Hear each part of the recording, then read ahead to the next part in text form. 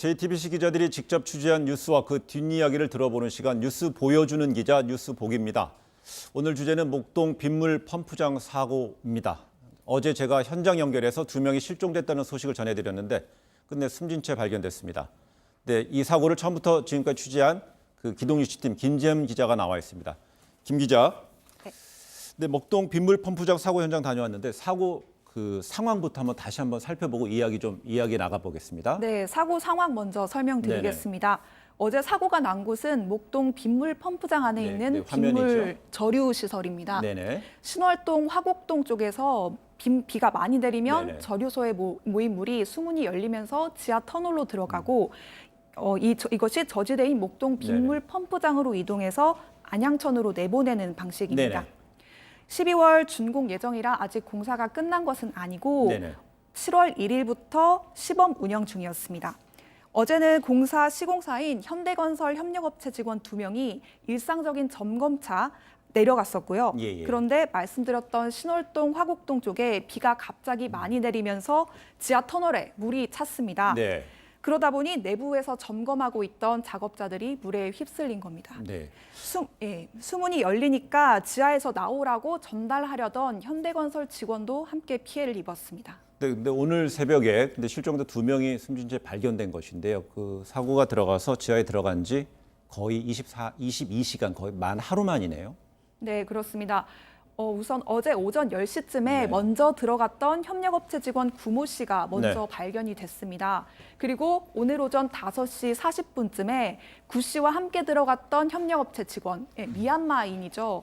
그분 1명과 뒤늦게 이들에게 위험하다 얘기를 전하려고 갔던 현대건설 직원 2명의 실종자가 숨진 상태로 발견이 됐습니다. 그리고 작업자들이 들어갔던 통로에서 200m 정도 떨어진 지점에서 발견이 됐습니다. 제 입장에서는 가장 안타깝고도 또 이해가 되지 않는 부분이 밤사이 비가 많이 왔고 그래서 위험하다는 걸 알았을 텐데 위험을 알고도 작업을 하러 들어간 이유가 있습니까? 저도 현장에서 가장 이해가 안 됐던 부분이 그걸 알고도 들어갔느냐는 거였습니다. 우선 건설사에서는 아침 7시, 그러니까 작업자들이 들어가기 10분 전에 예보를 확인을 했는데 그 당시에 서울에는 호우주의보가 내려져 있지 않은 상태였고 작업 현장에서도 비가 오지 않았다고 설명을 했습니다. 하지만 그날 오전 5시에는 이미 서울에도 비가 올 거라는 예보는 있었습니다. 그리고 공사가 완료되면 지하 터널과 외부가 소통할 수 있는 장치를 만들 예정이었다고 하는데 말씀드렸다시피 지금은 시범 운영 기간이기 때문에 그런 장치도 없었다고 합니다. 그러다 보니 이제 작업자들이 터널 안쪽으로 들어가게 되면 무전 교신도 끊겼고 결국 나오라고 하는 것은 인편으로 전달하는 방법밖에 없었다고 합니다. 그래 직접 들어간 거네요. 네, 직접 들어간 겁니다. 그리고 양천구청에서는 수문이 열려서 물이 지하로 들어갈 거라는 사실도 7시 38분, 그러니까 물이 그 지하 터널로 들어가기 불과 2분 전에 통보를 했습니다. 그러니까 비가 계속 내리는 상황에서 구조 작업을 해야 되는, 그래서 상당히 어려운 상황, 그런 작업이 이어지는 거였군요. 네, 맞습니다. 제가 현장에서 구조대원들에게 계속 구조 진행 상황을 물어봤었는데요. 구조대원들이 수색을 할 상황이 아니다라면서 고개를 젓는 상황이 많이 있었습니다. 처음에는 이제 잠수대원들이 직접 들어가서 상류부터 하류까지 전체를 수색을 했는데 터널 안이 워낙 깜깜하고 흙탕물이 많아서 손으로 더듬어서 수색을 할 수밖에 없었다고 합니다. 그리고 내부도 이렇게 빈 공간이 아니라 배관이라든가 구조물이 좀 복잡하게 많이 있었기 때문에 수색이 어려웠다고 설명을 했습니다. 결국 물을 빼내서 수위가 낮아질 때까지 기다리다 보니 구조가 늦어진 겁니다. 현장에서는 물을 빼내는 펌프 장비와 배수관이 오가는 모습이 계속 보였습니다.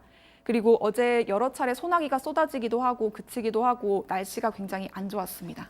근데 지금 현재 상황에서 사고의 원인은 한두 가지로 단정 짓기가 지금 어려울 것 같은데요. 그렇기 때문에 지금 현장에서는 내가 아니고 내 탓이다, 이런 식으로 계속 공방이 이어지고 있는 거 아니에요? 네, 맞습니다. 브리핑 자리에서도 시공업체인 현대건설 관계자와 이 시설의 운영 주체인 양천구청이 서로 책임을 떠넘기는 모습을 보였습니다. 수위의 운영에 관한 관계만 양천구에서 관리하지 공사장에 사람이 인력이 어떻게 투입되는지, 몇 시에 투입되는지에 관한 거는 양천구하고는 협의해서 이루어지는 사항은 처음부터 지금까지도 없습니다. 저희는 이게 수문 개방 어떤 이런 제어에 저희들은 권한이 없습니다. 패스워드 이런 것들이 다 걸려 있기 때문에 저희가 어떻게 할 수 있는 방법은 없습니다. 네, 이렇게 핵심 이해 당사자들이 저렇게 공방을 하고 있으면은요, 저 모습을 보고 있는 사람 중에 가장 상실감이 큰 사람들 바로 그 사망자 가족들 아니겠습니까? 그들도 좀 취재했습니까? 네, 그러니까 당시 실종자였던 가족분들도 현장을 찾았습니다. 예, 예. 네. 협력업체, 현대건설, 그다음에 또 가장 직접적인 관련이 있는 상황실을 운영하는 업체. 이게 지금 다 따로나라기 때문에 그 어떤 지금 골든타임을 손쓸 수 있는 시간이 아무런 방법이 없었던 거예요. 네, 그 현장 브리핑 자리에서도 그렇고 그 현장 지휘하는 그 대응 상황실에서도 가족분들이 보였는데 서울 한복판에서 이런 사고가 일어나는 게 말이 되느냐, 그리고 도대체 누가 책임을 지느냐라면서 분통을 터뜨렸습니다. 네, 서울 한복판이든 어느 지역의 한복판이든 이런 사고가 나면 안 되겠죠. 네. 네. 이번 참사를 현장에서 취재한 기동 이슈팀 김재현 기자였습니다. 수고했습니다.